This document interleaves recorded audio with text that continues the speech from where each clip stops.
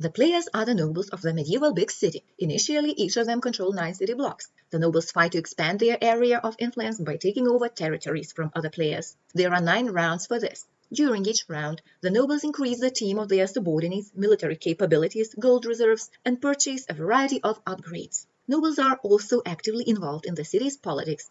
It is a diplomatic means that can open opportunities for every noble to redraw the map of the city's influences in a more peaceful way. The player who controls the most quarters at the end of the game is declared the winner.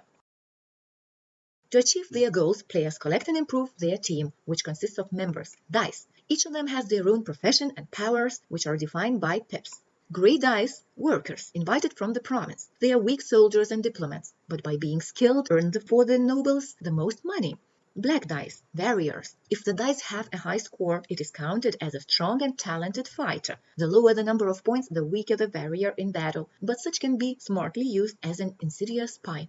White dice, rangers. These are the forces of an elite squad. If the dice has a high number of points, it is considered an accurate archer. When the value of the dice is lower, it is more intellectual diplomat. Yellow dice, merchant. They are used in the game as a storehouse of gold. At the beginning of the game, there are displayed improvements, providing exceptional opportunities for the noblemen, activity cards, actions performed in the economic phase, tactical cards deck used during the encounter, round counter, and encounter board. Each player receives his player mat coming with 5 dice, 9 quarter tokens, 5 tactical cards. Each round starts with a preparation. Players roll all the dice and the principal is thus appointed. He starts the economy phase.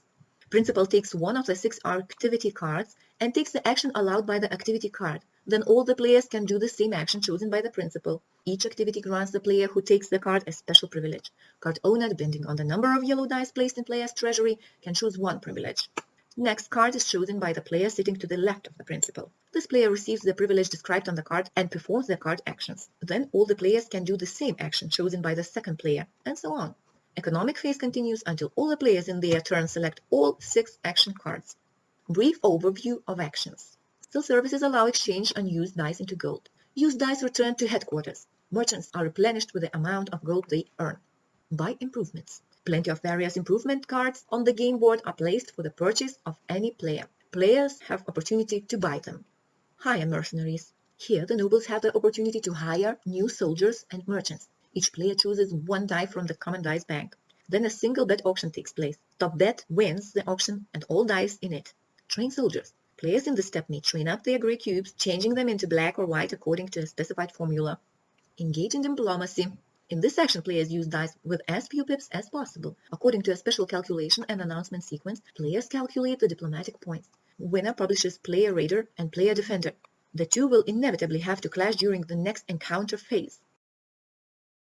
Raider and defender clashes here on legitimate influence in urban areas. Conflict participants here can by force, cunning, tactics get the opportunity to push their opponents against the wall and force them to withdraw from the territories under control. The encounter board is asymmetric. A raider can only place dice in the defense or assault positions. Assault squad rush defender great hall. Defense squad takes care that they are not surrounded from behind.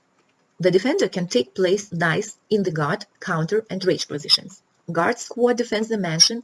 Counter cares how to surround raider. Ranged squad of white dice take positions on the wall and aim arrows to displace defense squad. Encounter usually consists of a number of raids controlled by 3 main rules. Defender always goes first. For each raid time, each player from encounter board returns 1 of his any dice to the city and puts any 2 of his dice from the city to the encounter board. The attack continues until the raider is defeated or raider refuses to attack. After dice are put down, everyone has the right to play tactic cards. Finally, the attack and defense results are summarized by this sequence. First, attack the shooters from range position to defense squad. If dice pips sum in defense position is less than in range position, then raider is defeated and encounter ends.